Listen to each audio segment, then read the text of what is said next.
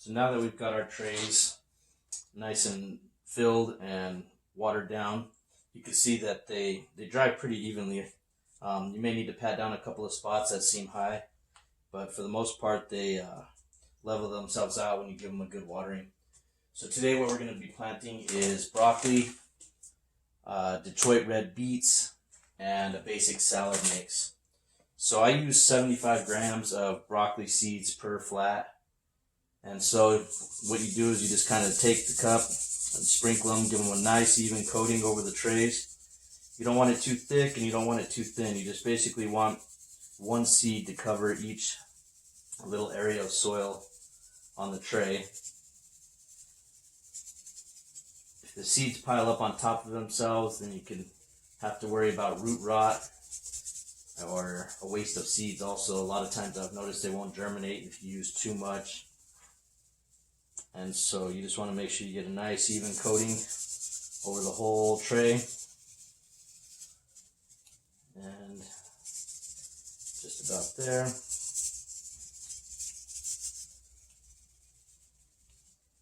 As you can see, just about every area of the soil is covered. And just sprinkle on the last little bit. That'll give you a nice full tray. As you can see, the trays that I've got going up here, I've got some wheatgrass, some dun peas, and some sunflowers that are just about all ready for harvest. This also is a little bit of my hydroponics that I've started. I'll go into later videos on how to set up these bins with the water pumps and the cups and all that good stuff. But for today, we'll go ahead and seed the rest of these trays. This one is turnips.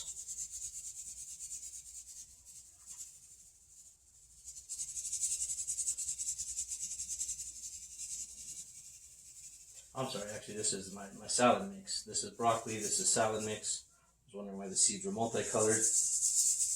And then we have the beets.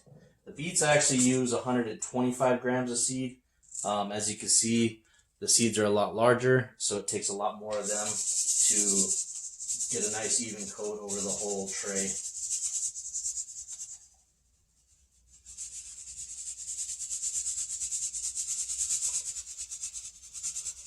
So once you get these guys seeded,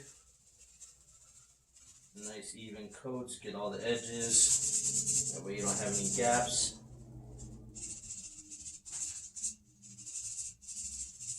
And what we're going to do next is we're going to go ahead and stack these trays on top of each other. Go ahead and stop from any light coming in on them. Seeds like to basically be in the dark when it comes to germination. So what I do is take these 3 trays, and then I grab a cover tray, and we go ahead and cover these, and we take them to a nice dark area. I also put a weight on top of this. I find that the seeds kind of come up stronger when they have a little bit of weight put on top of them. And on the next video, we'll be checking in and seeing what these guys look like after a few days.